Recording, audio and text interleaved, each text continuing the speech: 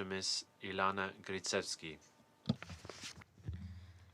Mr. President, members of the Security Council, ambassadors. Estoy hoy aquí. I am here today, before you, not just to raise my voice, but also for those who are not able to be here today. Those who have still been kept hostage, or those who were brutally assassinated. My name is Ilana Gritzewsky. I was born in Mexico into a Jewish family, profoundly connected to Israel. My home was always full of traditions and customs linked to Israel. One of my memories of childhood is to understand the work undertaken by many international organizations such as the UN and UNICEF. When I was in school, we always proudly promoted the values that I had learned from the institutions. However, I'm now here, and I'm wondering, where were these organizations when I needed them most? I made Aliyah to Israel by myself. That decision was driven from my need to feel safe. Safe in a country which is free of danger from delinquents and cartels. A country where I can feel connected to my people, its culture, and have a future. Leaving everything behind wasn't easy, but I knew I was on the right path. Near us, a kibbutz near the border with Gaza, I built a home with my partner, Matan Sangauker. Our life was simple, ordinary, full of plans. I owned a bakery, and later I was a manager of a greenhouse. Until October 7, shattered everything. At 6:30 in the morning, my life changed forever. That morning, Matan and I were sleeping at home, surrounded by everything we love. Within minutes, terror was upon us. We wake up to sirens, like every time before. Without imagining that this time, it was not just sirens. It was an attack by armed, funded, and violent terrorists who entered our home with intention to destroy everything dear to us. At first, we heard gunshots and shouting in Arabic, and immediately realized that hell was before us. We looked ourselves in the same room, Matan holding the door with all his might. Wael tried to calm our dog Nuni and keep him quiet, but we already know. They were going house to house in our kibbutz, near us, looking to kill, kidnap, and rape. It was our turn.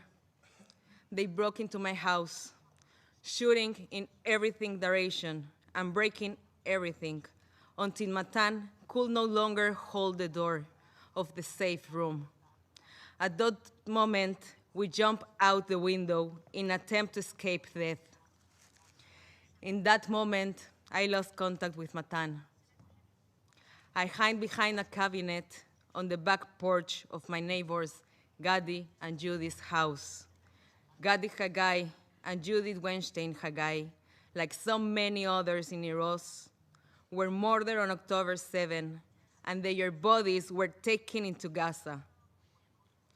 Slowly, I hear the sound of dry lives breaking and the shout of terrorists approaching.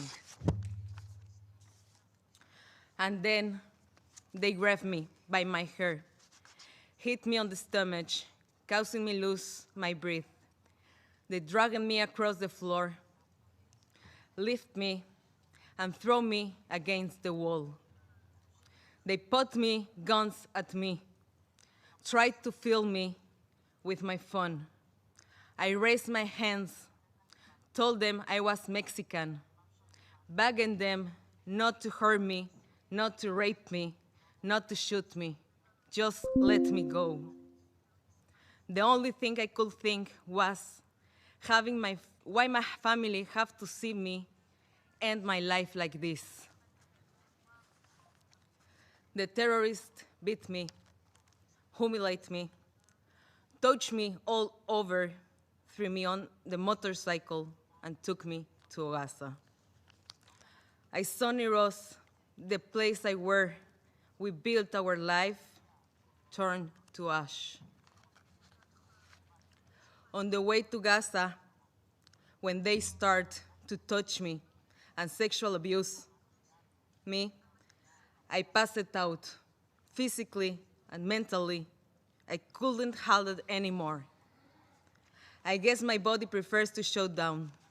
They beat me because for them I was a prize. I wake up in a storm rain house, lying half naked on rocks, surrounded by Hamas terrorists.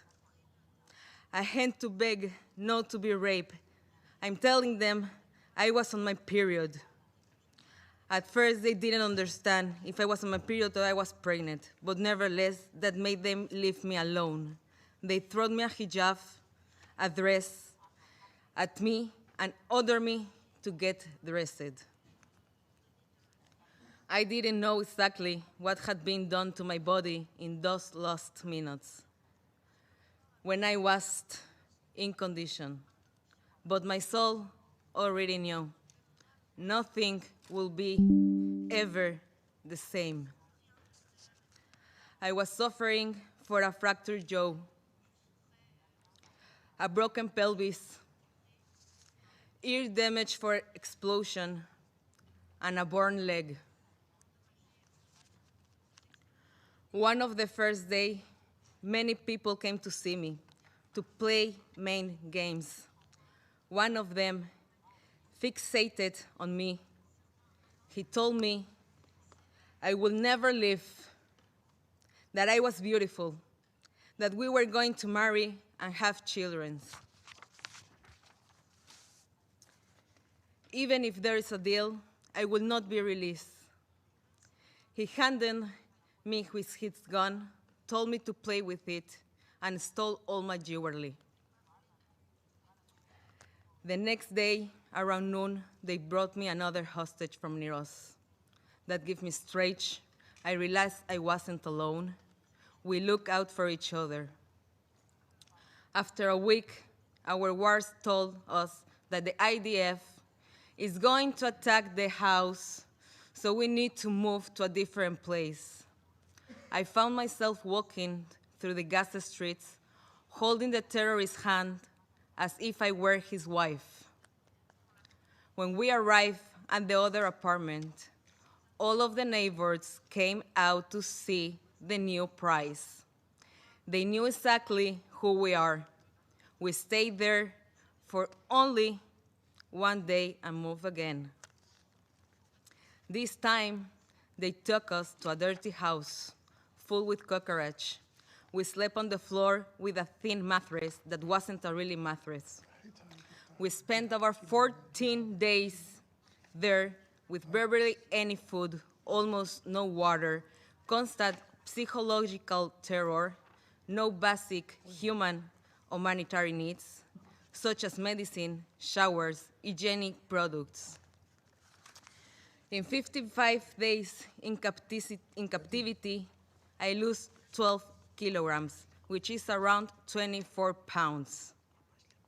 They did not give me any medicines. No doctor came to see me, even though I told them that I was suffering from colitis and anemia. The terrorists dedicate everything, where we could talk, where we could go to the bathroom, where we could get up. They wake up us in the middle of the night for cruel interrogations. From the moment I was captured, the wars were with me all the time. They did not wear Hamas uniforms. They dressed like civilians. They told me that one of them is a math teacher and the other one is a lawyer. For 50 days, they made me sure I could not escape. They told us all the time that we would be hostage for 5 or even 10 years. When it was time to eat, they took a lot of food to their room that they have meat, rice, and vegetables. At the same time, they left us with our meal, which contained sometimes as little as 10 chickpeas or a piece of dry flat bread, which wasn't always well cooked. About 4 days before my release, someone knocked on the door. We wake up terrified, thinking we weren't going to be included in the deal. But they came to tell us we were going home. They changed our clothes, moved us, and prepared us to leave. But it was a lie. They transferred me to a hospital. Now I know it was the Nasser hospital.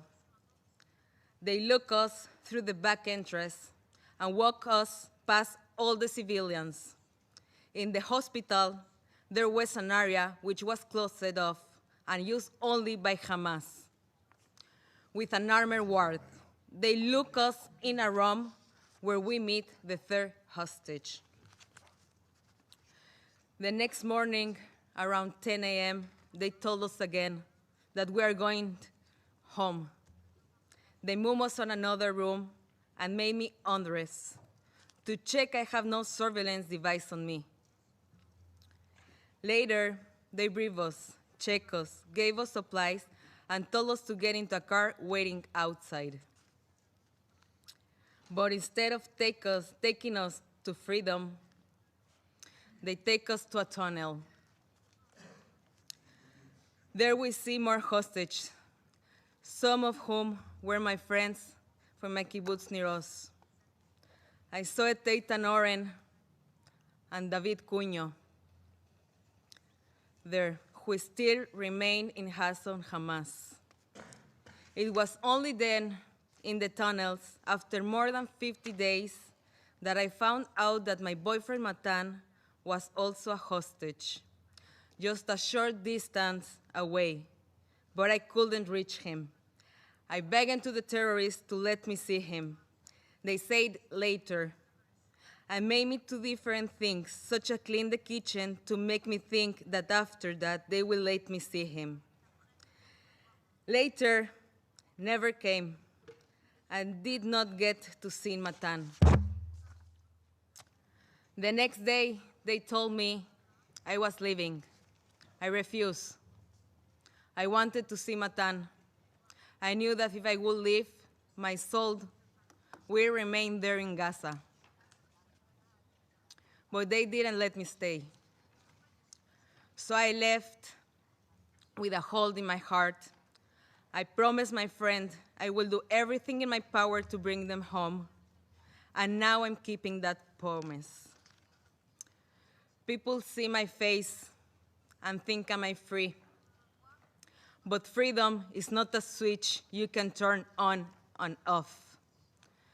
Trauma doesn't vanish once you are released.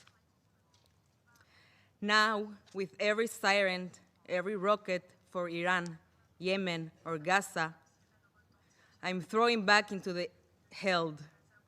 The difference, I have a safe room. Matan doesn't. He is still in Gaza.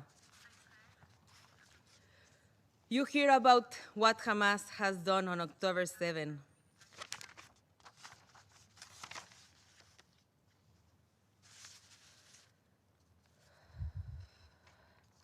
Women were raped, abused, and humiliated, and the world chose silence. Why is our pain treated as less? Why our histories questioned, denied, erased? I am here not just for myself, but for every woman and man who didn't make it home, for every voice which was ignored, for the 50 hostages still in Gaza, for their families. I'm calling on human rights groups and everyone who claims to care, stand with us, speak up, demand the truth, because silence is betrayal. Matan, stay strong. Don't lose hope. Your mom, sister, our dog Nuni, and I are all waiting for you. También estoy aquí I'm also here. I'm also here today as a Mexican woman, because that's where I was born, where the cartels kill and torture people. They call them as they are. Terrorists, criminals, delinquents.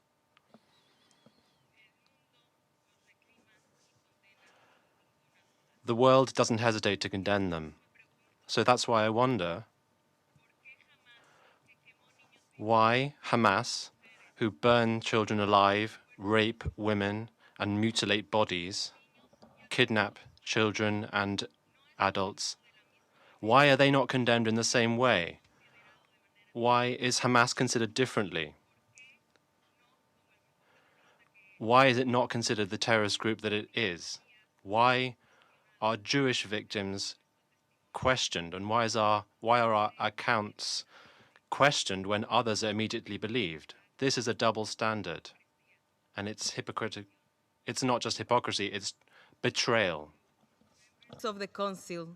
Do not turn away. Do not look for excuses. Do not allow political divisions to silence the voices of victims. Use your influence, your power, your responsibility to demand the unconditional release of every hostage. No tomorrow, not in some distant future, but now. We need to make a deal. People in Israel want this war to end. Bring them home. Bring Matan home. Bring all of them home. Only then I will be able to begin to heal.